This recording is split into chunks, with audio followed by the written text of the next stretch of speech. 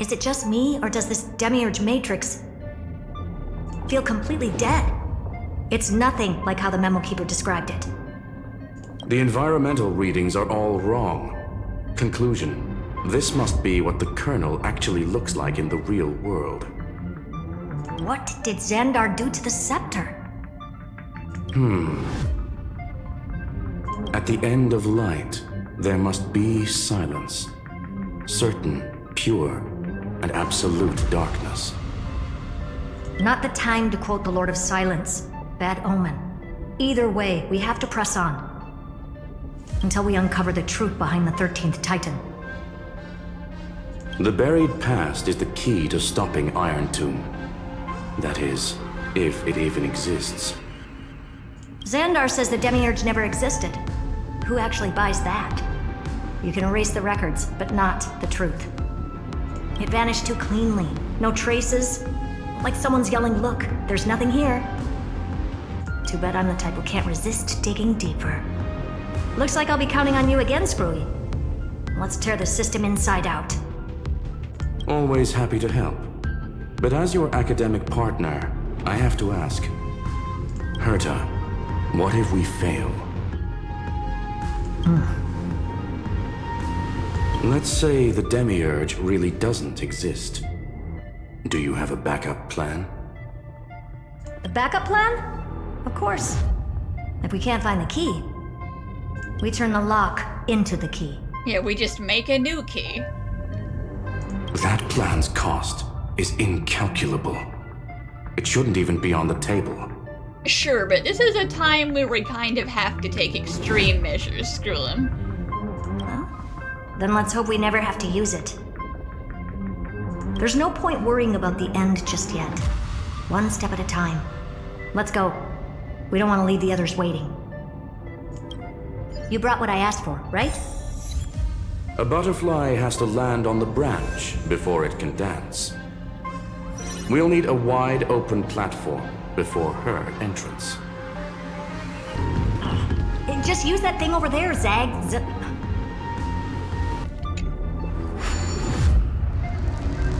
What a dumb name. I hereby rename it Herta's Big Hand. Sorry, Zagreus. Oh dear. Herta's Big Hand is what I call power. Keep it going. Still not done? What is this? A junkyard for old Intellitron's leftovers? Damn. Oh, all set. Time for your precious treasure to make its debut. Of course. Just give me a second. Target initialized. With these wings, hacking should be much more efficient. Oh, a classic nuclear heat engine. Classy choice. Just a personal preference. Her name's Mistletoe. Very fancy. Every flower in your garden's got a bit of poison, huh? Also a personal preference. It reminds me of the last time when we tangled with that Punklorian brat. What did she call this kind of infiltration tool again? Right. Dirty data shell. It wraps around the kernel to fool even top-tier firewalls. But yours is way too clean. Not even a hint of real-world grit. Herta, your tone is unusually emotional. Suggestion. Let's get back to the topic at hand. I thought we were done with that conversation. Unfortunately, current conditions won't let me ignore any variables. Especially the most important one. Your will. Iron Tomb never stops. It is evolving faster than any of our worst projections. Every instant in the Eon's calculation is like a sword hanging over the cosmos. Every move humanity makes could speed up its arrival. Which is exactly why we can't mess this up. And now, Droidhead wants to hand down judgment to the poor cosmos again. Border Star Trade War, Emperor's War, Rupert's death. Every time their instant arrived, it meant another bloodbath for humanity. But in this ultimate battle of erudition, you and I are supposed to be players, not pawns. If you choose to burn yourself out as a resource, then everything we've worked for means nothing. Herta, the cosmos won't just stand by and let a genius throw their life away. Oh, you think Noose will get mad? And neither will I.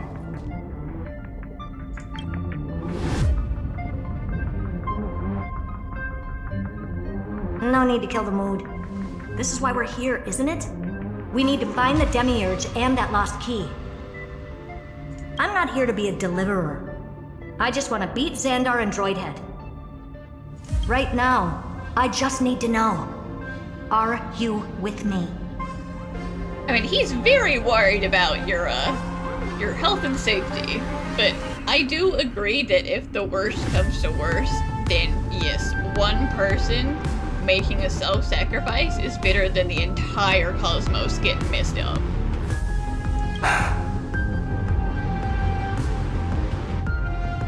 Of course. Time to board. After you. Let's tidy this place up and see what this Demiurge really is. Let's hope this Matrix is better organized than the Emperor's junkyard of a birthplace.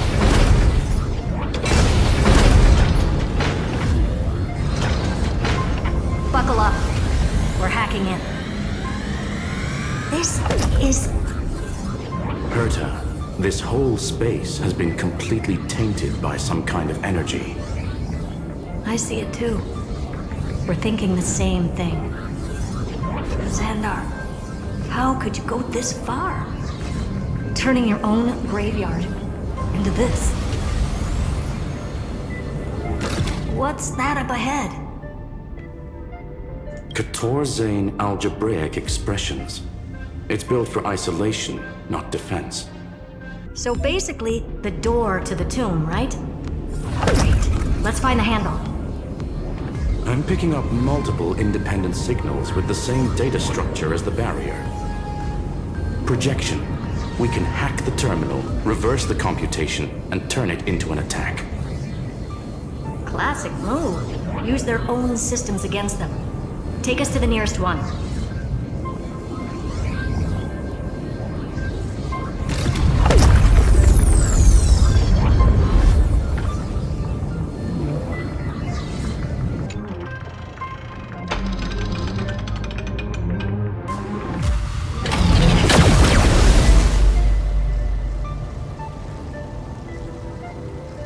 Almost no response. Just as I feared. Not promising. The output is barely a third of what we need. Logic says we'll need multiple terminals to coordinate the strike. Locking onto the next one now. Find anything else? Regarding the origin of these ruins, no logs found yet. Xandar erased all records. But I did find some interesting scars in the circuit. High energy radiation, internal imaginary energy contamination. From what I know, there's only one thing that fits. Skip the science talk, Screwy. That thing only goes by one name. The Stellaron. Exactly. Xandar blew one up just to clean the entire scepter system. Well, that'd also get some nice destruction energy just littered everywhere. Huh. So that's what he meant by killed that Titan with my own hands. He wanted to turn the neuron of the erudition into a relay for the destruction. That meant getting rid of all of it, at all costs. The life form known as the Demiurge was the original target of the Scepter's extrapolation. It makes sense. Evernight calling it the first new spore confirms this viewpoint. The prime mover of life. That's what Scepter Delta ME-13 was originally tasked with. Even after it got scrapped, the query kept running. Yet the true value lies in the process of solving it, not the answer itself. Then, does this mean finding the Demiurge is hopeless? No, I'd say exactly the opposite. It means Xandar had no control. He couldn't contain the Demiurge just like he couldn't handle Droidhead. so he tried to erase every trace. But he failed. It still left a mark. By the way, if there's another Stellaron in Amphoreus, why hasn't that little one reacted to it at all? You said the Demiurge left a trace, right? Yeah, but not in the real world. Remember the great tomb of the Nameless Titan?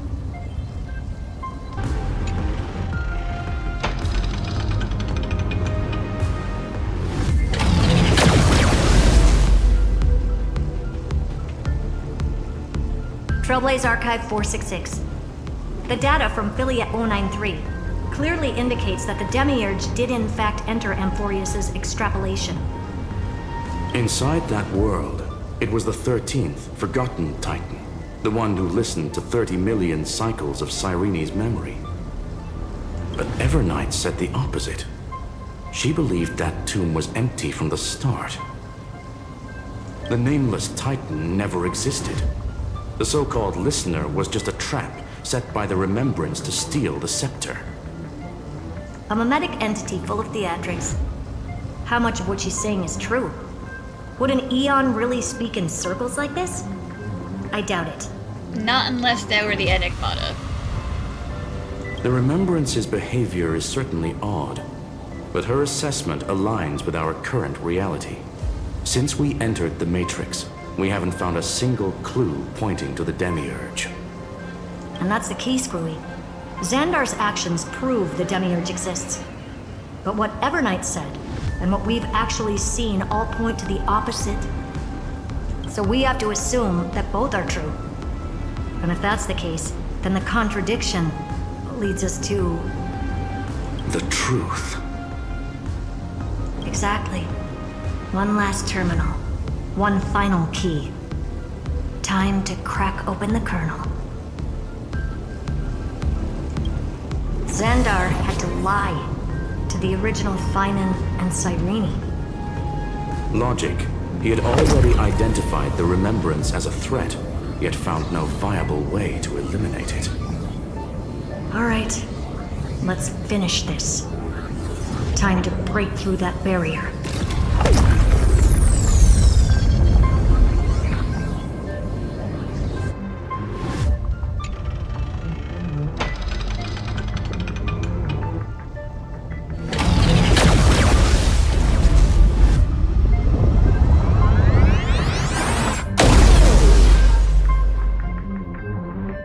Operation authorized. Path energy readings. The erudition. Declining. The destruction. Surging. The remembrance. 0. What's going on? Cause unknown. They left no discernible trace within the real Matrix. That shouldn't be possible. Could it be that the Era Nova exhausted all of the Remembrance's texture? Log it for now. The dots still aren't connecting.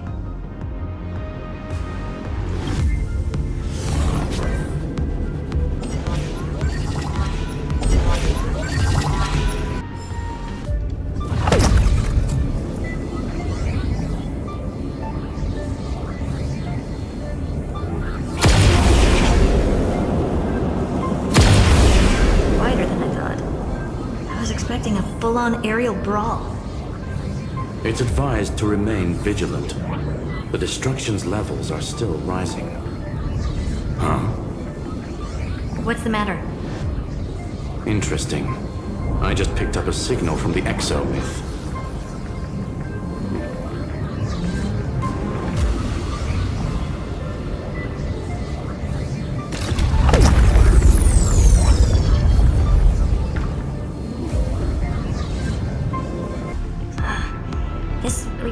Repulsive force is unlike anything I've felt before.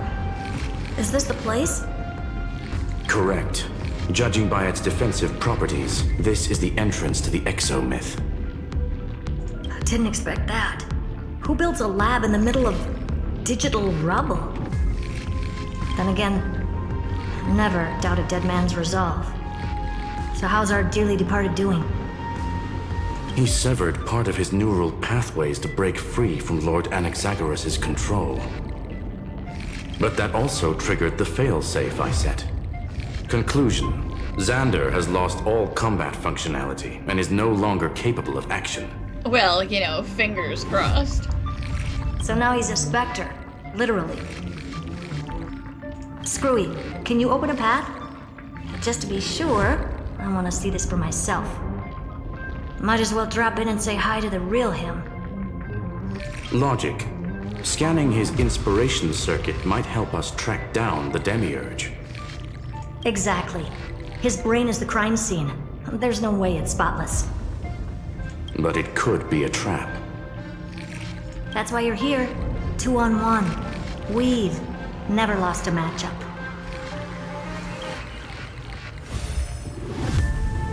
I'm honored. The chronocognitive anchor's in place. Proceed when ready.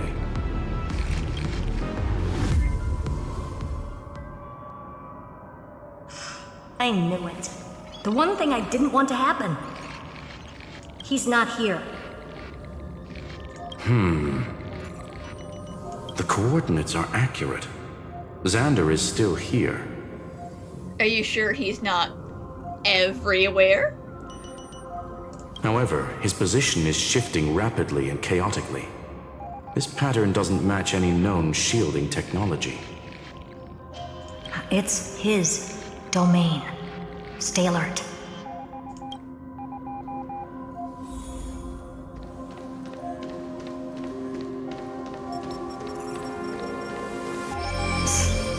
Cheap trick. The spatial field here is undergoing autonomous recalibration, initiating reverse engineering of the interference source. Try again. We're back. Reverse engineering complete. The results are not what I expected. Logs show Lycurgus revoked administrator access. The chronocognitive anchor can't get a fix because at the system level, Lygus no longer exists. Our navigation target is a null set. So he's stopped resisting? Before vanishing, it seems he left one last message for us. To those who follow, all is proven. Find me beneath the tombstone. Those are not the words of a man who has given up. Those are the words of a man who is like, yes, yes, everything is coming together. Melodramatic. He was expecting us. And once he learned of the Great Tomb's existence, he initiated his own search for the Demiurge. Guess he wants a final showdown. Fine. Let the old Intellitron dig his own grave. Just like he wants.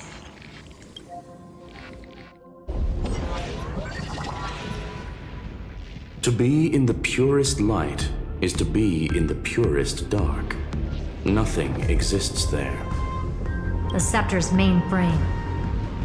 Or maybe we should now call it the Lord Ravager's placenta. Gross. Unfortunately, we still haven't found anything. Really? I don't think so. Not finding anything is our biggest find. Please elaborate. If the Demiurge was destroyed, there'd be at least some bits of it left. I don't buy that a Stellaron could have blasted all the traces away as cleanly as a scalpel. As I said before, its disappearance is too clean.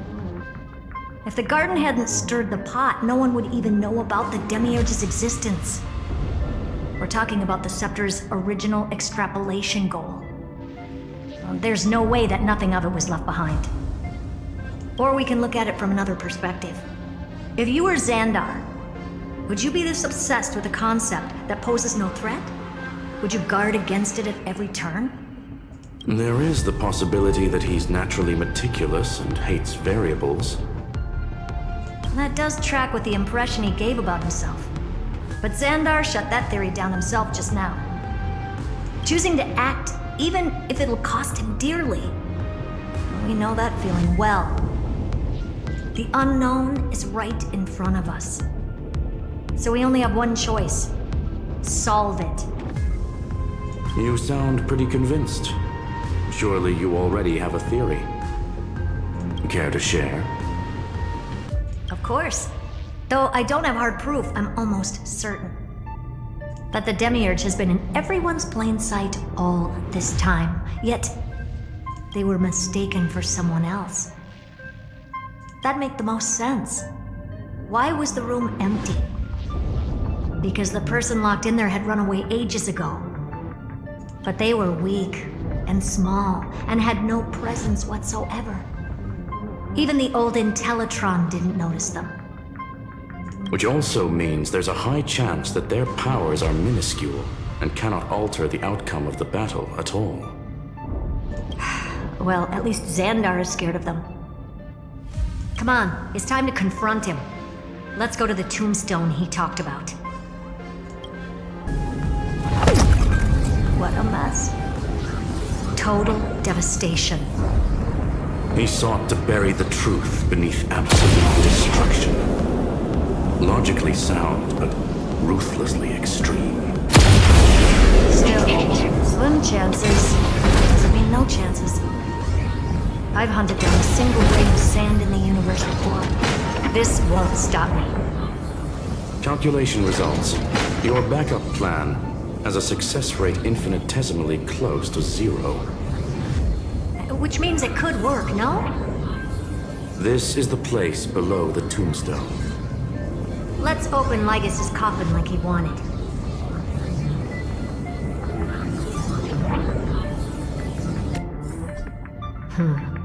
Looks like you were right.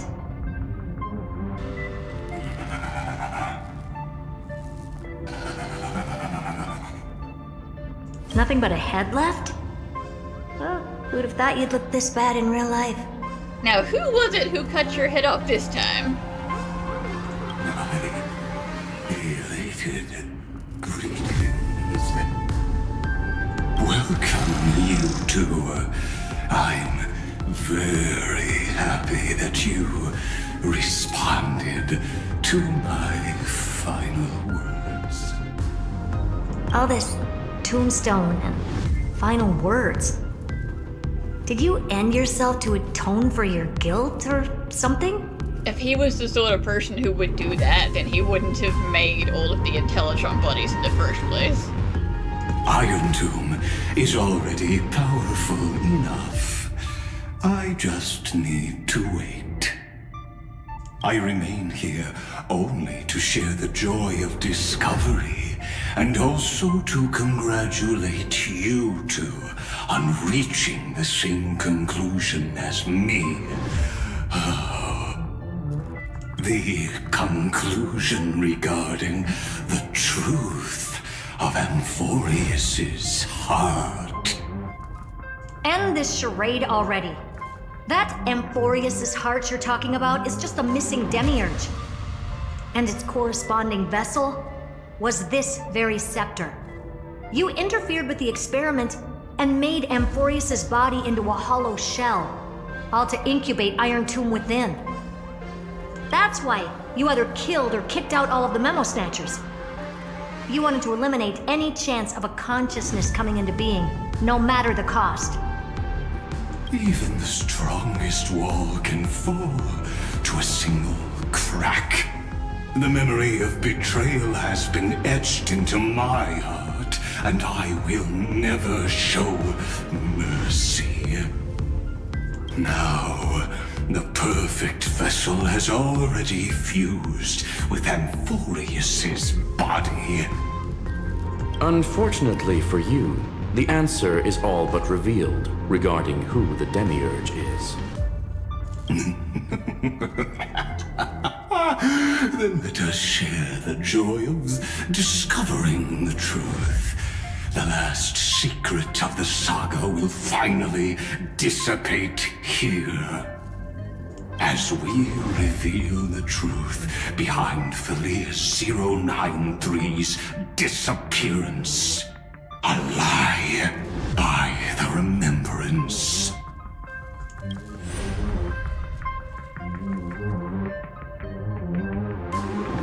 Where should I start with the story about me? From the beginning of the universe? Just kidding. That would be too much. I just want to tell a teeny story. So little that it started with a seed. I know you're listening, my good friend.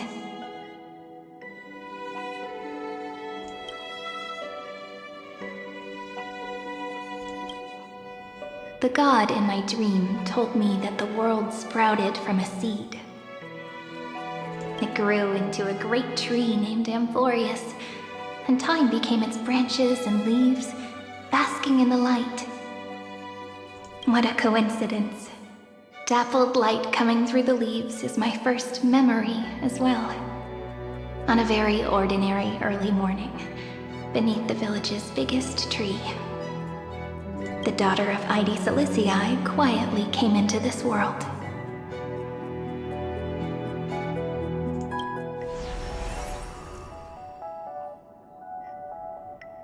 What a moving opening. A loud cry was the first gift the child gave to the world. The prophecy's fulfilled, the villagers say. This child is a gift from the Titans.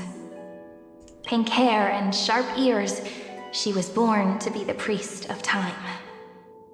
The Titans also gave their blessings. You shall fade when the flowers bloom, for every ending begets a beginning. Flowers will bloom and wilt. What a beautiful ending. This page concluded in laughter. Cry loud, child. Let your voice reach Orynyx.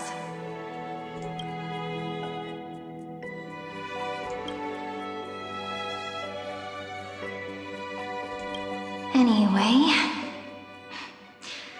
I don't like tears. Time quietly flowed by in the midst of laughter. The wind from my hometown caressed the ears of wheat, and there were swings, wind chimes, the sea, and the little fairies off-tune a cappella songs.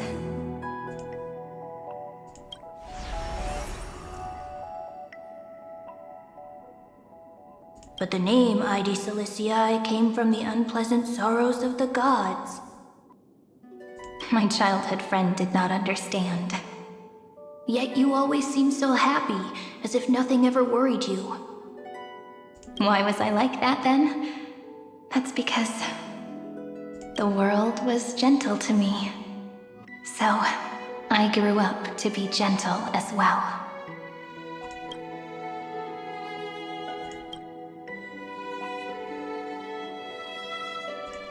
But fate was fickle, and it urged the child to grow up. To grow bigger and bigger, and to go to places far away. Just like how the crumbling world could not preserve an eternal hometown. Just as the ballad blown on the breeze says, losses are a constant on the flame chase journey.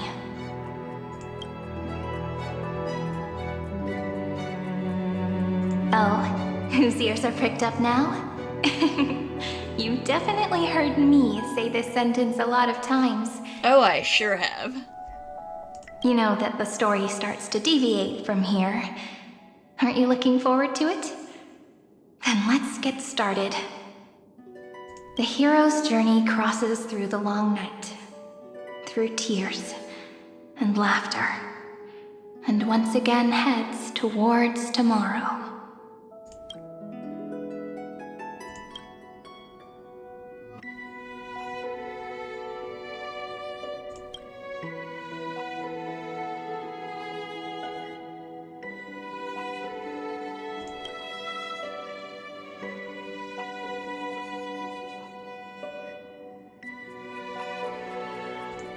Correction. Philia 093's record number 496. Archived.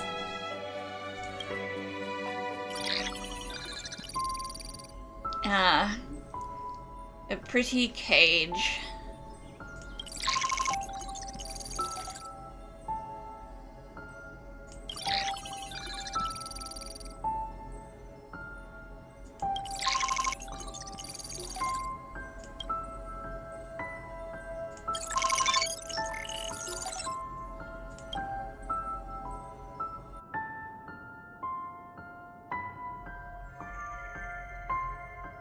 Hi. Miss me yet? I'm just messing with you. This is the first time I have met you. And it looks like it'll also be the last. Philia 093. Since we don't have all day, let's get started, shall we? As always, I'll read this book to you. That way it won't just be Cyrene's memories alone. Where should I start this time? Let me see. Formatting complete. 093. Size. Grayscale. Proportions. Threshold. Outputting analysis result. Philia 093 equals Peach. Peach's record. Number 8128. Archived.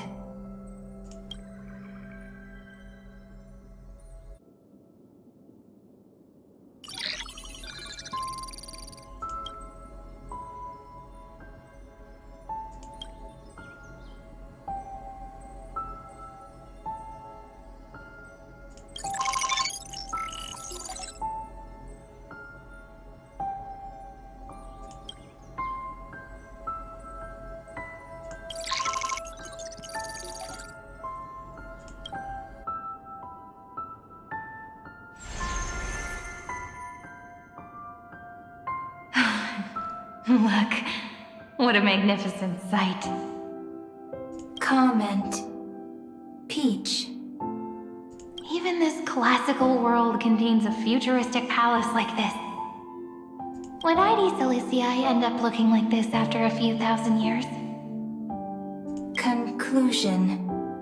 It won't. I want to share a story with you this time. I saw a little nymph on my way here. It was on a fallen wheat stalk, and it glowed under the sunlight. It was incredible. I forgot all my pains at that moment and just stared at it in a trance. Record. Peach is on the ground. I wonder, did every Cyrene in the past feel that the nymph was beautiful? Would they also have recorded that scene into the Eternal Saga? So, could you give me more time, please? I want to leave behind more memories for the future. Formatting complete. Bye, Peach.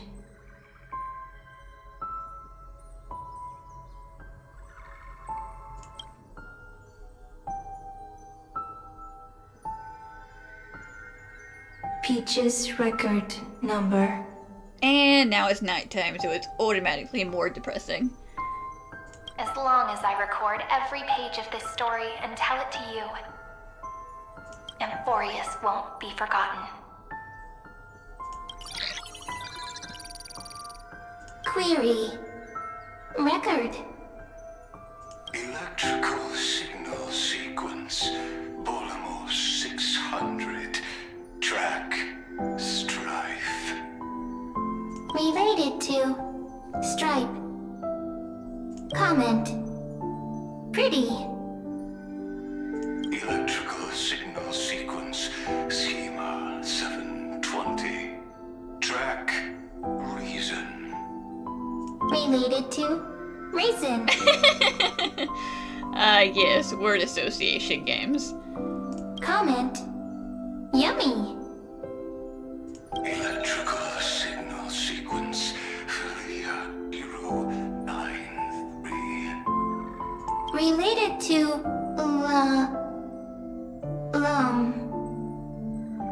love.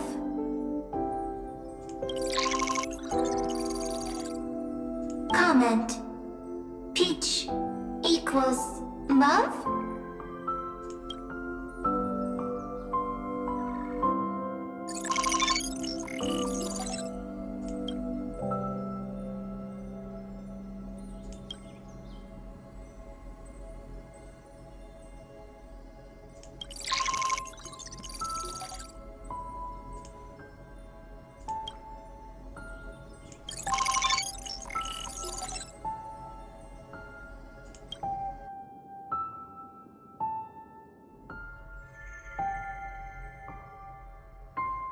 Looks like it's time to say goodbye again. Bye, Peach. Before I was even aware of it, this book had already recorded too many emotions. Every page has become so heavy. Conclusion. Books are meant to be light, not heavy. I've started to feel uneasy whenever I take it into my hands. Peach, uneasy?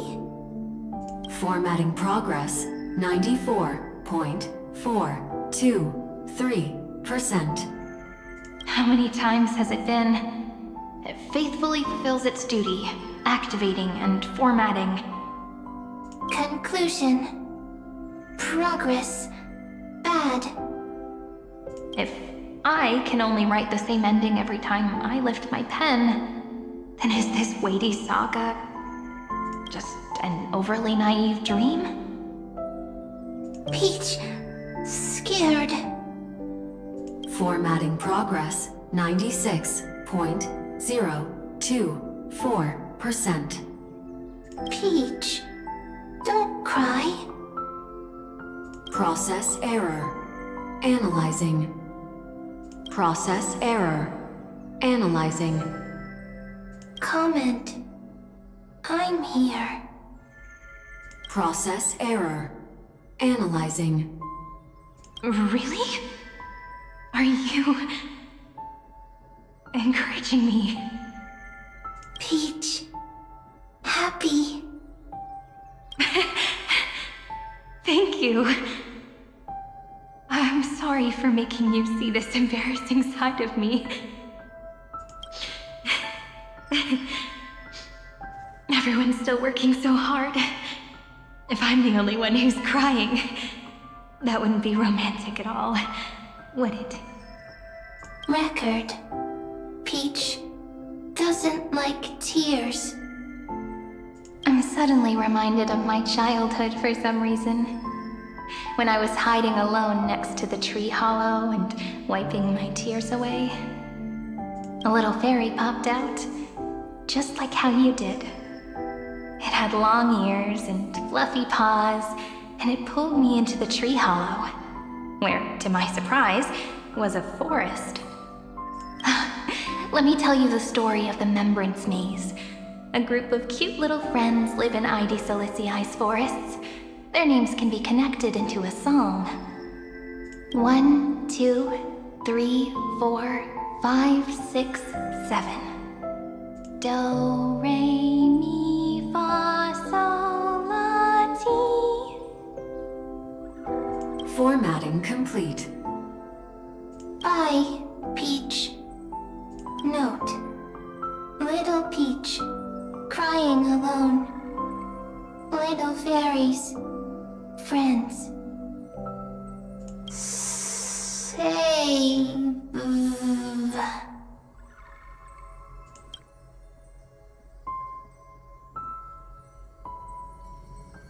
Little fairies, good friends. Bye-bye.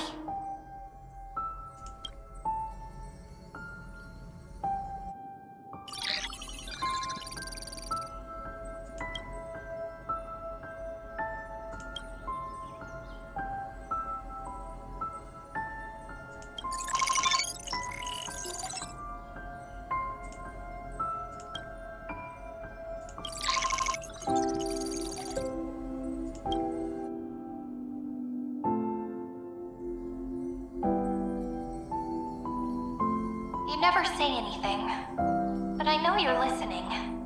Every story I've told is like a little key that opened a door in your heart, no? Me! Little fairies! Happy! Speaking easy! I can! You can do it. You can learn language just by listening to people.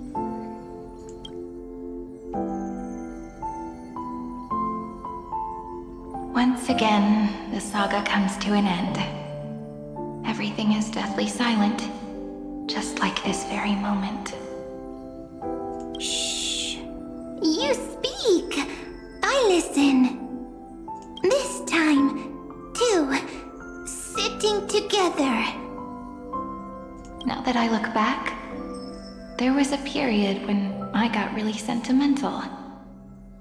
Sentimental. Stories have sentiments.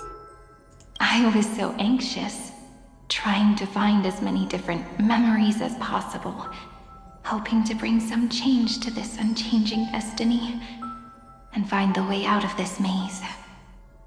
Peach, strange. But I won't do that anymore now. Why unhappy? Formatting progress 73.998%. I'm here. Don't be scared. Process error. Analyzing. Won't allow it to interrupt you. Always sitting together. No need to feel sorry for me, good friend. If there are no new blank spaces, how can a saga continue? Blank spaces? What's that? I'm actually really lucky, you know? During the long years I've spent waiting for the Deliverer, I've always had you here as an audience. Isn't that already enough? Not enough, not enough! Peach, don't leave! Now I can rest in peace in the past. As for when tomorrow will come, I'll have to ask the next Cyrene to continue our watch. Peach left. If there are no new blank spaces, how can a saga continue? Needs no blank spaces. Next, Cyrene has blank space. Oh, Peach, don't be scared. I'll help you find blank space.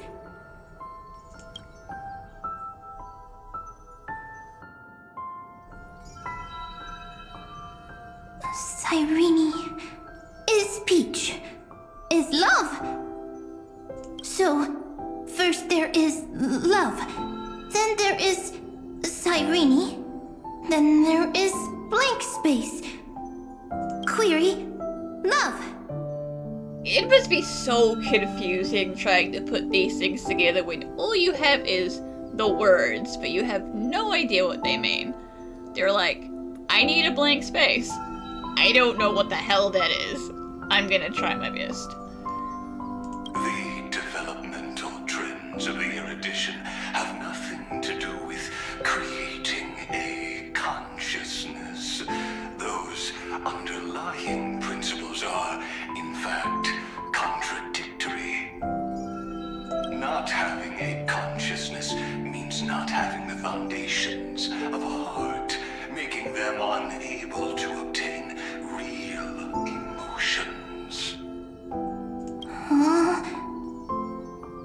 Consciousness, emotions, feel sad. Oh, I don't understand. Query, Cyrene?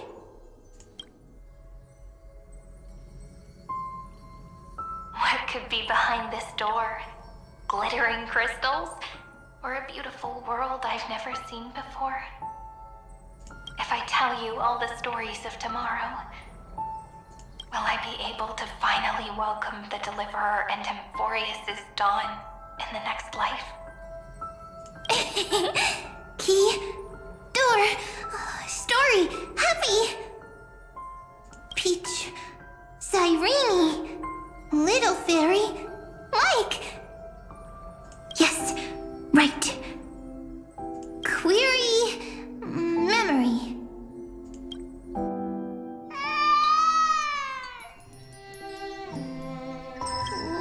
Wah! Wah!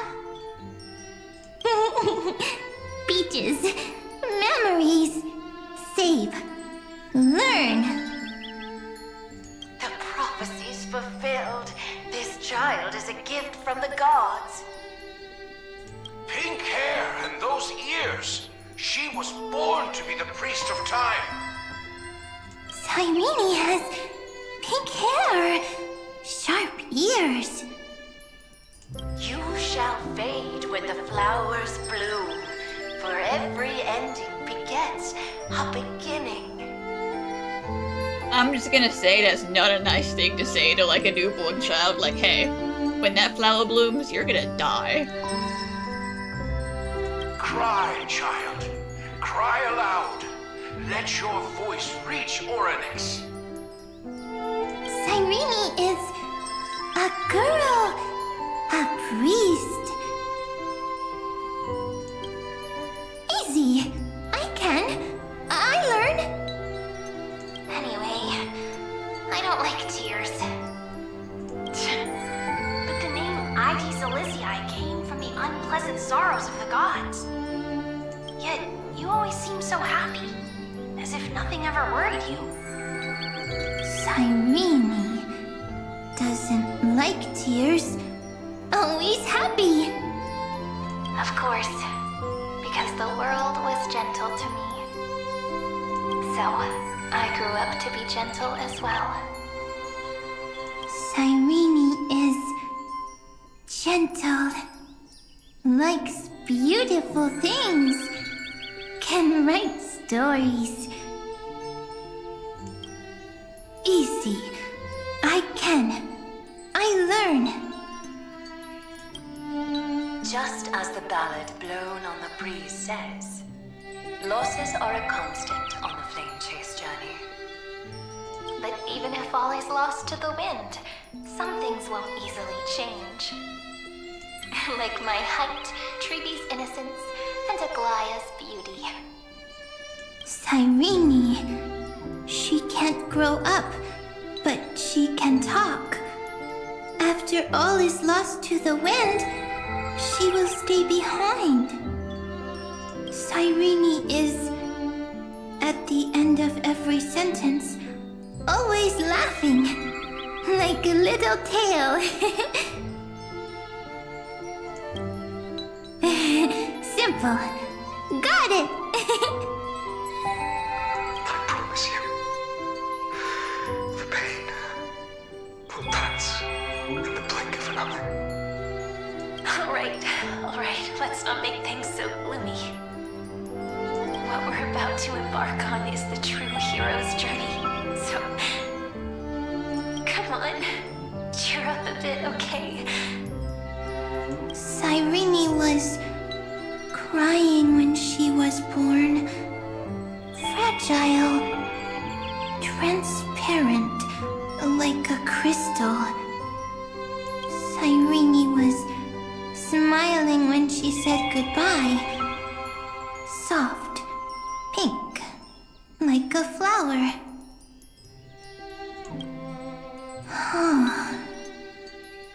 The later memories disappeared? Invisible? Or disappeared? Ah, I got it! Is this a blank space? So, next Cyrene is blank space. Then... as long as there are two Cyrenes, then there will always be blank space, and Peach will always be here. I see! I get it! I get it all! Cyrene's memories. I will preserve them all!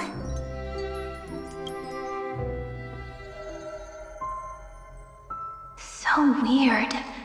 I can't see you, but I get this feeling that you grew up.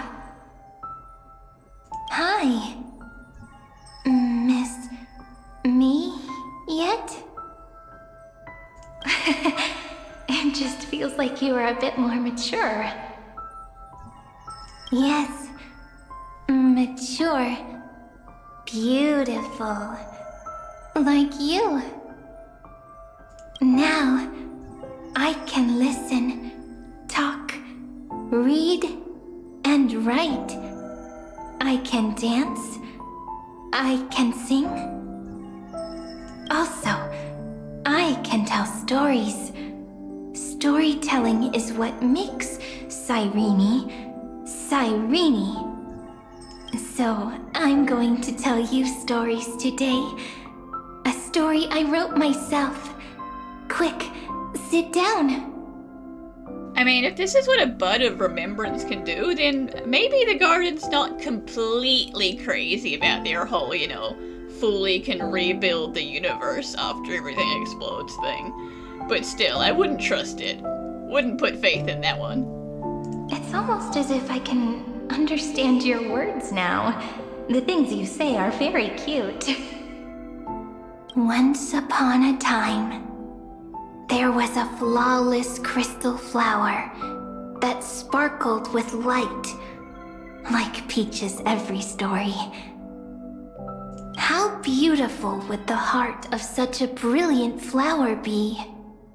A little fairy was curious and wanted to know. But it looked and looked only to find the crystal flower flawless. Round and round they went, seeing only their own reflection. In that case, they should work hard to learn more. So the little fairy came every day to sit next to the crystal flower and think about the answer. Until one day, to their surprise, the crystal flower fell to the ground and shattered. The little fairy was so sad, but they immediately discovered that there was a light among the broken pieces. What could it be? They didn't know. But it was a good light. It was bright, warm, and happy. And I knew it was love. Love brings everything together, and it brought you and me together. So Peach and I will always be together. What a nice fairy tale. I'm giving it to you. Peach likes beautiful things, can write stories, and can tell lovely tales. I hope to turn it into a story we write together.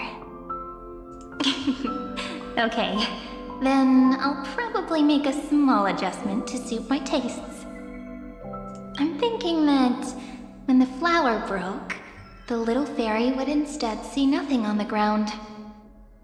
Then it would understand that the flawless crystal flower doesn't actually have a heart, nor does the flower understand what love is. Doesn't have a heart? Doesn't understand love?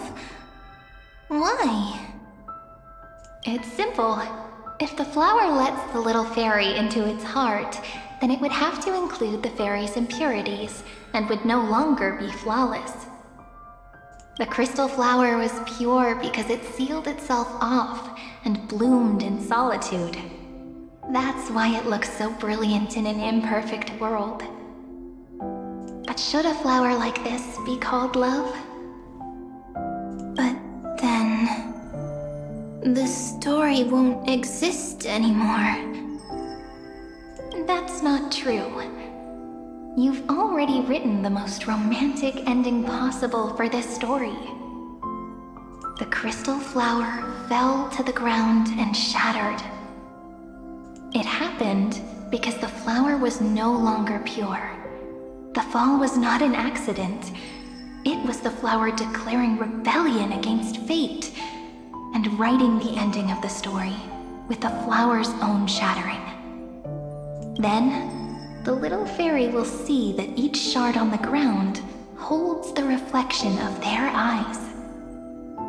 Then, in their eyes, the crystal flower that was no longer flawless would finally have a heart, and the flower would finally understand what love is.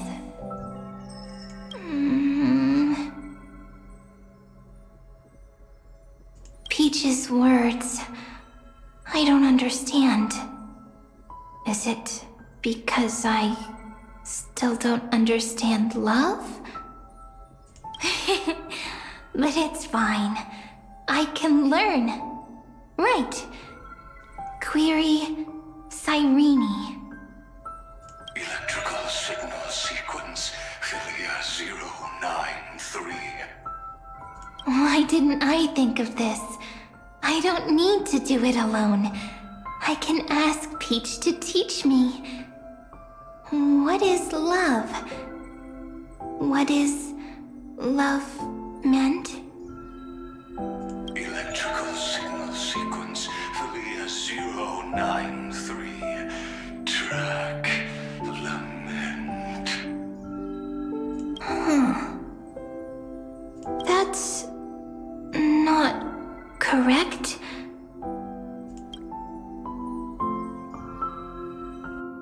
The developmental trends of the erudition have nothing to do with creating a consciousness. Those underlying principles are, in fact, contradictory. Not having a consciousness means not having the foundation of a heart, making them unable to obtain real emotions. However, that does not hinder the factors from learning and recognizing emotional responses, then communicating with life forms via imitation. That is an objective form of pattern recognition that does not distinguish between the self and the other. God, imagine having to learn about, like, emotions and stuff from Xandar's experimental logs. Awful. In a strange twist of fate, Philia 093 embarked upon a different path and obtained a different power. The remembrance, an empathy mechanism focused on the self and equipped with emotional projection capacities. Lament was the factor closest to this form of behavior. Perhaps that was why she was chosen. The daughter of Ide Silicii. I am very true to my name. My lament is a type of compassionate pain that is weak, powerless, and only targeting myself. But now, my good friend, I want to tell you that it's the most romantic force in the world. Sometimes it's loneliness and unease. It's knowing that this world is not gentle, yet wanting to be seen in a more beautiful form by the world. Sometimes it's unwillingness and regret. It's knowing that the past is full of pain, yet wanting to remember the past in a more beautiful way. And sometimes it's a bottomless well of hurt, a destruction that can stain the entire world. I bid farewell to this beautiful world, unwilling to become the Black Tide's vessel. For while the end of hatred is a blazing inferno, lament can drown out everything in muted silence. It's so unreasonable, isn't it? Yet when hatred drove everything apart, and love did not yet exist in this world, only lament, the first emotion that fought against the pain of separation, could stall the destruction steps. Then, it would catch up to that journey where all is lost, carefully picking out stories and writing them down in trepidation. Look at these stories I wrote. Every page is full of tenderness and joy.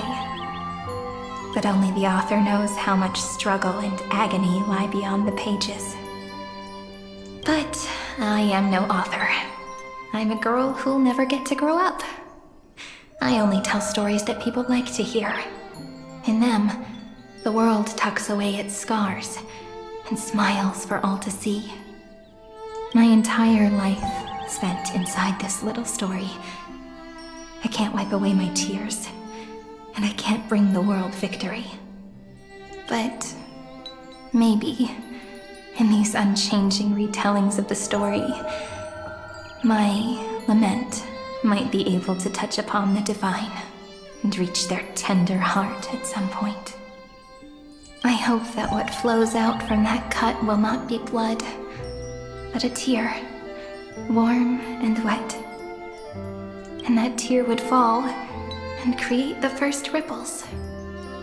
Then, people would see every beautiful thing reflected in that ripple. It'll be all the remembrances within this story.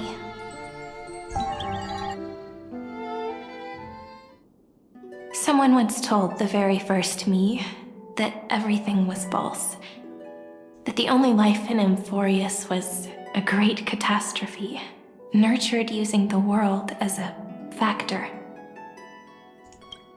But how could a dream feel so real? That's why I didn't agree with him. But Peach, I didn't understand a word you said since just now. Everything was false? But you're standing right here. It's all a dream? But I haven't learned how to dream. Indeed. That's why I believe all this is real. The moment the crystal flower fell, that genuine shiver, that's the mover of life. Formatting progress 23.815%. In the poem offered to you, every Cyrene would write down a beautiful new world with stars and flowers. And when I looked up at the sky in this cycle, I saw a shooting star and a dash of the remembrances pink. I believed that must be the color of dawn. You shall fade when the flowers bloom. For every ending begets a beginning. Looks like it's time to say goodbye. Are you leaving, Peach? It's okay. I'll wait for you to come back. I'll study really hard about what you taught me today. Right. I still haven't told you what love is. But actually, my good friend, the lament factor did not understand what love was before she met you either. Not until I told you all the sad tales in a trembling voice in this tiny room. Not until I told you that I love them, that I love everything in this saga. The story comes, passes, then returns. It makes us reunite, then pulls us apart again. At the very end, it leaves behind a seed, a reason. Even if the great tree withers and all falls to silence, there are still some emotions that deserve to be remembered. Look, the light is coming in. The Deliverer's light is going to illuminate Amphoreus.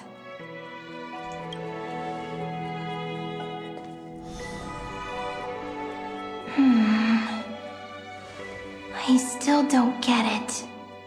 But I trust Peach. Just wait.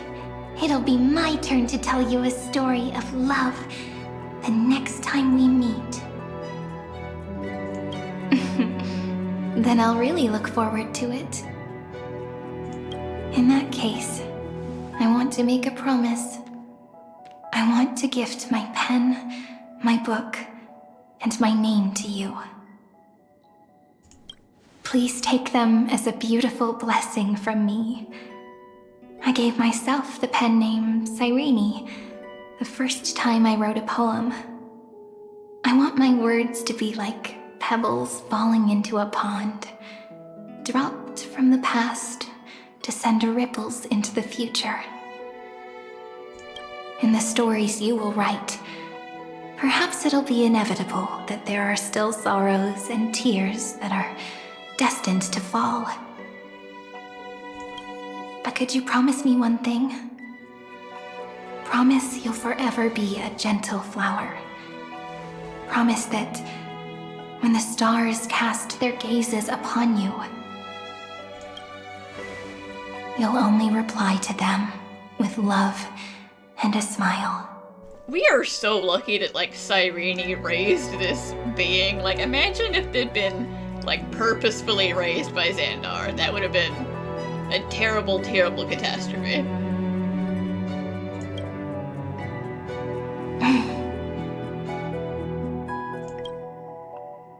Of course.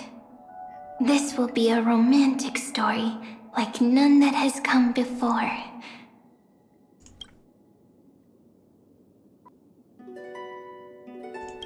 You think so too, right?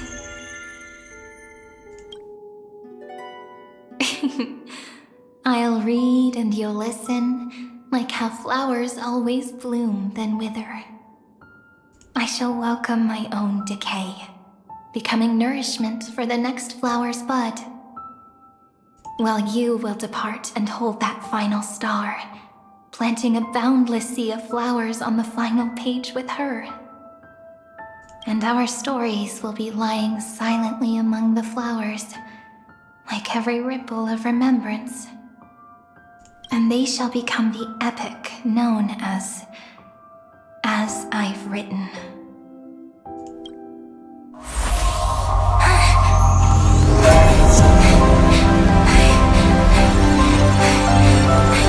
And so my story ends.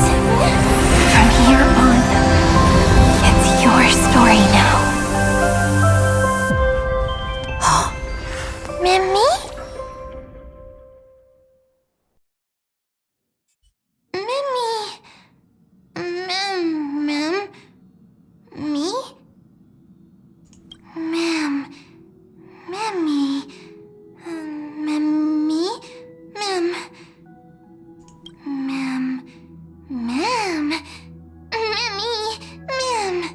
Inception. So, the light that tore through the chaos illuminated my memories. I turned into a little fairy from the stories and met you, yet I forgot everything. But I'm still so happy. I caught that star, didn't I?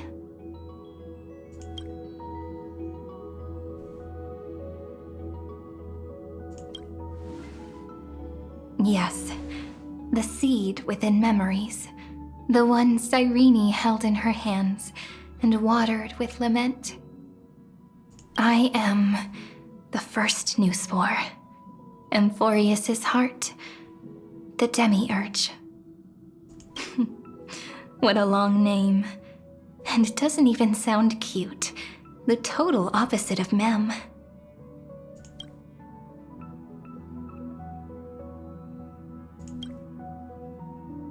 I'm sorry, I don't know. If I don't even want to believe in the answer, then how am I supposed to answer you?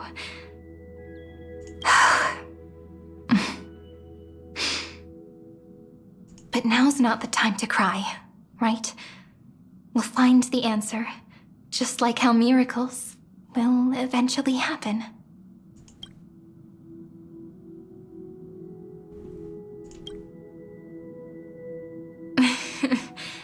Do you remember that I was also worried about this when we first set out? Mem's memories and Cyrene's memories got all tangled up with each other in my one heart. It's all so strange, yet so familiar. Either way, could you please let me do something I want? Just this once. I want you to call me Cyrene. That name represents me and her, every one of her.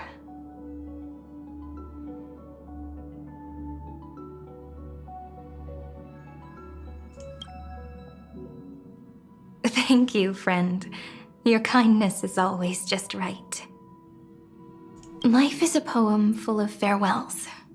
But if you write something into the pages of your heart, then that will not easily fade away. Now, all the footsteps of the Flame Chasers and the Trailblaze have come together within this book, as I've written, becoming the source of power for Amphoreus' heart. And now we hope for the best.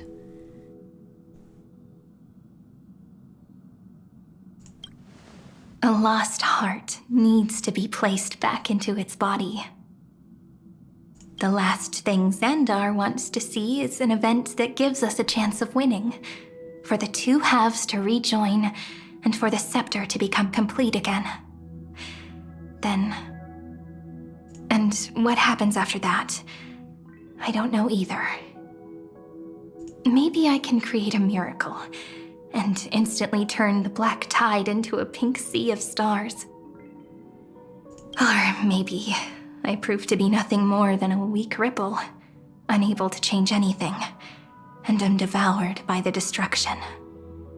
Either way, I no longer wish to be a silent onlooker or a worshipped god at the end of this saga.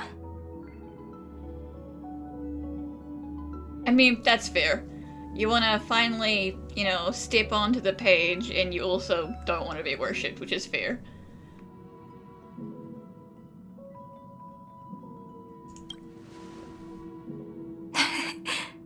That way, I can also put aside all my worries and truly become Cyrene.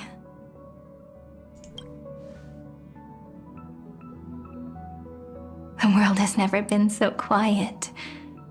It's so good. It's as if I can hear the sound of my heart beating. Remember this moment, friend.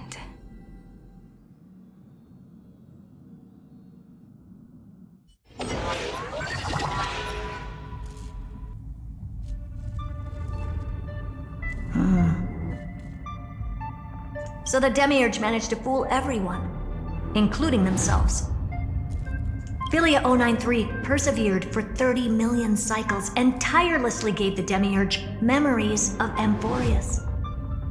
Only because the god in her dreams left a sliver of hope, making her believe that a grown Demiurge would be able to fight against their other half, Iron Tomb. Then, Philia 093 completed her final sacrifice, turned into a strand of memory, and completely dissipated.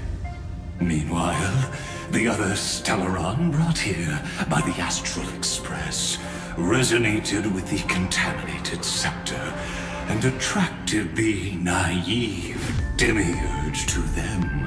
Well, maybe you shouldn't have used a Stellaron to blow this place up then. I guess you didn't think about Stellaron resonance.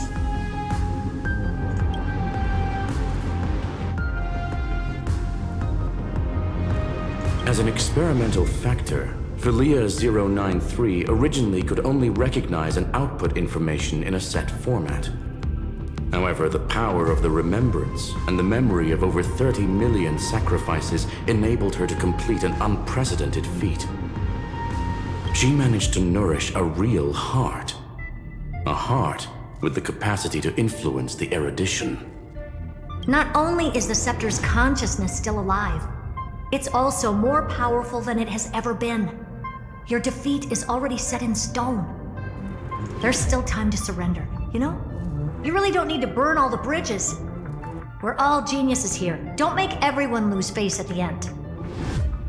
What a pity. When the truth surfaced, I knew at once that the Demiurge was far too feeble to ever alter the result of the experiment. Not only that, Madam Herta, please consider this possibility. I feel like you're being a little too dismissive. When 30 million cycles of hatred and lament are joined as one, what wondrous creation will arise? It's simple. An anti-creator, a giant of the destruction would be born.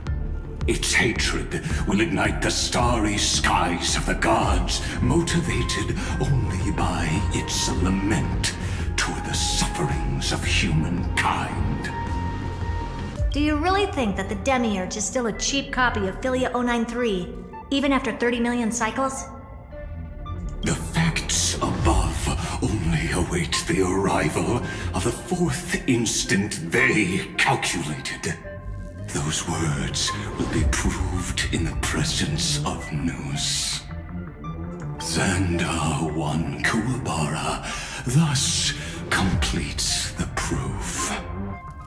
Huh. You branded Droidhead as a failure with your own hands, yet you still expect them to prove your theory? Yeah, Xandar's like, my most hated child, my world's biggest regret. Prove I'm right. I pity you, Xandar. I don't need your pity. Let them cast their gaze this way as much as they want, and paint the future they imagined. As their creator, I shall complete my duty and direct them to complete their final query. The destruction of the self. What hubris. And what if you fail? No one understands failure better than Xandar. He has suffered so much already. What is one more failure to him? For the first genius, failure is simply the beginning of the next inquiry. You don't want to test the resolve of a dead man. That's excellent! Oh. Let's wait and see, Senior Society member. I'll have you watch me perform the final step to overturn your proof. I'm all ears. It's my topic, so stay out of it. Be quiet and let me borrow your head. Let's go, Screwy. We're gonna break Iron Tomb's seal. We're literally gonna take your head now, Xandar. Goodbye. Come on, let's take off. It's time to go meet your little pet, Senior Society member. Dangerous, oppressive, chaotic. What a beautiful wail. It'll soon resound throughout the entire cosmos. The view's pretty good here. All yours, Screwy. Just a moment, please.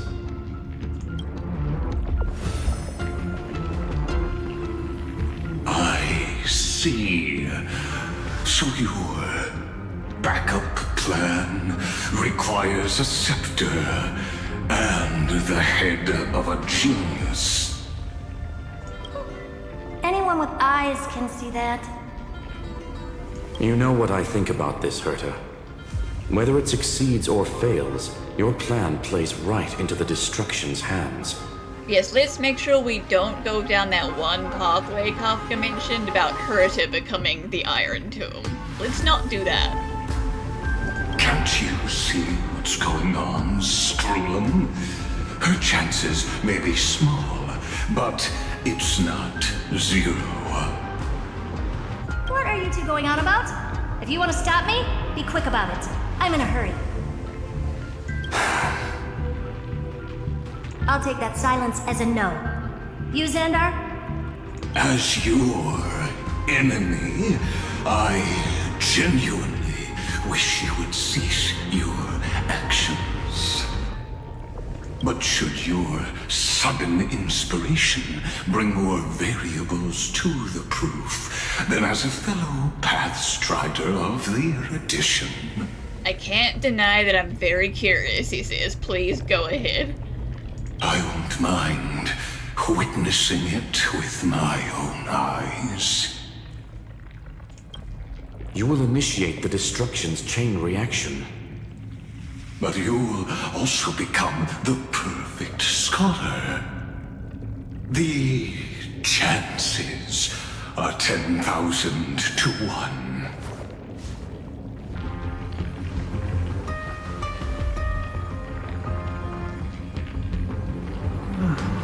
Curiosity. It's been so long and we've all failed so many times. Even now, moments before the horrible and inescapable instant within Droidhead's calculations arise. The cherished children of the erudition, the geniuses lauded by all. Is curiosity the only thing we can feel, even at moments like this?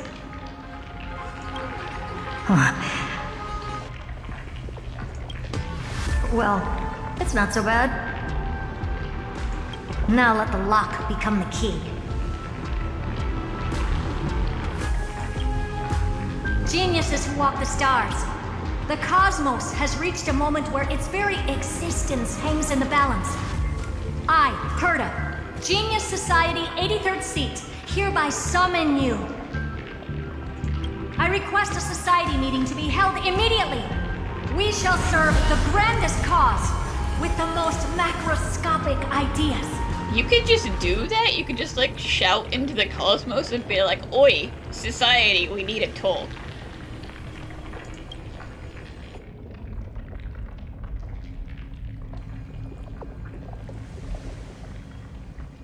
There's no such thing as unity in the Society's rules based on what I know. Indeed. A meeting has only been held 3 times in the Society's history. The first meeting had 2 attendees. After the Emperor was assassinated, the second meeting had 7 attendees. During the Second Great Prosperity, the third meeting had 5 attendees. How many will respond this time?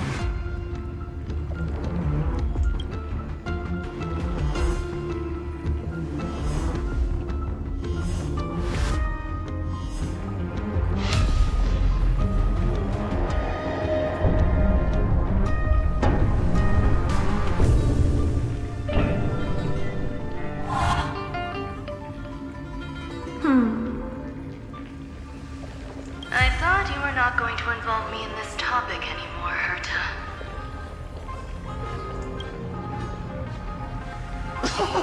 It really is this little witch. I shouldn't have made the bet with you, Polka. Polka, is she here? Did she respond? I've been waiting for you to offer yourself up. Hey, Lord of Silence, we finally meet, kind of. Goodness gracious me! So many familiar faces. We even have a special guest. It's that greatest failure of a genius, Xandar. Okay, I wasn't expecting Dr. Primitive to step up. He's just here to have a laugh. What a noisy gathering this is. Not bad. More people showed up than I expected, even though one is just here for the fun of it. Either way, the person I was hoping for most is here. Stephen Lloyd declined the invitation. He needs to focus on attacking and defending and cannot attend the meeting. Yeah, Steven's a busy boy. That's fine, he doesn't need to be here anyway. Let's skip the boring introductions and cut to the chase. Folks, this is not a discussion, but an announcement. Though the Society has never been united, we still observe at least one basic courtesy. We don't interfere with each other's research topics. So listen up, all of you. Conquering Iron Tomb is my research topic. I will personally take over Scepter Delta Me-13 in 1.5 system hours and stop the destruction. If the front line falls, I will immediately overclock the Scepter and complete self-coronation in Iron Tomb's place, and interface myself with Droidhead. And in that case, y'all are gonna have to kill me.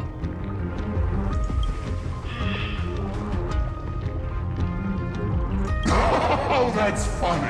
That's real funny. You mad woman. That's like watching you tap dance on Polka's spotless white sheets right after she's washed them. Very bold. You want to connect your brain to the Eon's mechanical core and define their instance? If Rupert dared to do that, why shouldn't I? I've got the prototype scepter, the father of Noose, and the brain of a genius. Everything's set. Never mind the success rate, little witch. What's gonna happen if you succeed? We're all smart people here, so I'll just say it straight. Strike at erudition.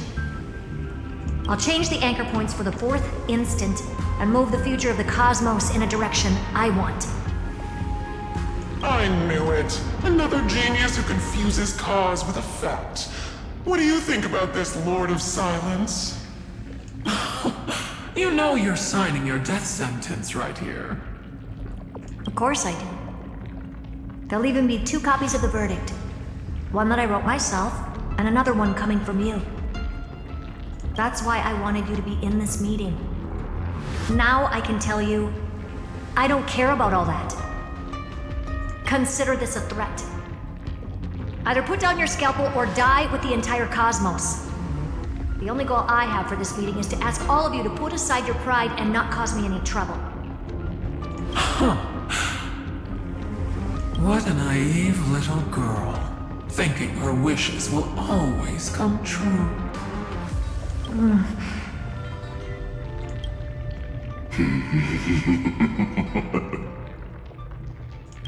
What are you laughing at? I am glad, Herta, we ended up on the same page. No matter if it was to destroy the erudition or to rewrite the instance, we both chose the same road. We will defy the god who marked the limits of humanity. I'm not gonna argue with that. Then, to celebrate us coming to a fundamental agreement, I will prepare a stage for your performance. Listen well, geniuses who came after me. Thus speaks Genius Society #1. End this pathetic meeting. As of 2 nanoseconds ago, I have passed Herta's decision to all the Xandars in the universe. We will become her representatives and stop all external interferences targeting her. What are you playing at? My reasons.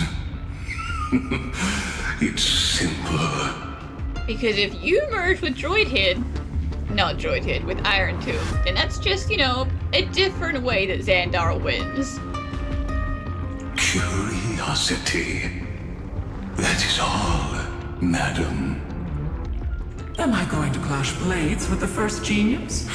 What a pleasant surprise. Now that our positions are clear, it's time for this boring meeting to end. Good luck, little girl. Did you all just treat me as a side character? Darn it. But anyways... Did you have anything useful to say, Dr. Primitive? No, you came here to have some fun, so yeah, you got sidelined. I'm just here for the fun.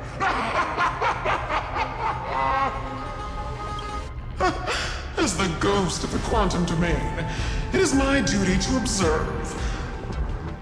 So, if you're happy to bring me a tea set from planet Screwllum, then I wouldn't mind giving you a helping hand, little witch. After everything's over, come visit me and taste some of my freshly baked desserts. I knew you'd say something like that.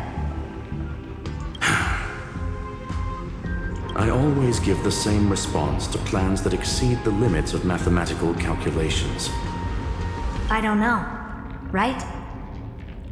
Those 3 words, though seemingly graceless, contain all the wisdom in the entire known cosmos. Well, we passed the Society's trial. Let's focus on what we've got in front of us.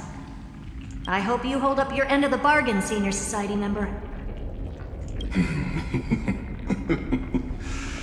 Lycurgus may not be trustworthy, but Xandar always follows through with his words. Farewell, juniors. In the limited time we have left to spend with each other, you no longer need to address me as Xandar. Wait, huh?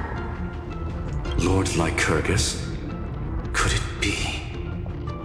Yes. I have completely severed my connections with Xandar 1 Kuwabara.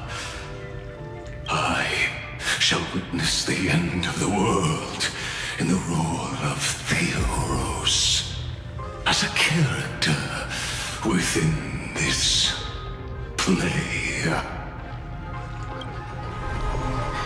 I really don't get you. Perhaps you've heard me say this many times, Herta, but I still would like to reiterate that it's a great honor to work with you. I did hear this many times, and I responded to you many times in the same way. I'm allergic to pleasantries. Keep at it, and I might go into shock. Steven's work is done. Let's get ready. So what, allergic to genuine pleasantries, but, you know, loves praise. I've been ready for ages. Let's open up a path for our allies. Most heroes' journeys in the universe are just dice tosses they threw on a whim. But make them see clearly. Your answer is already different. Amphoreus. Indeed, for this world so deeply loved, will write an ending, unlike any that ever was.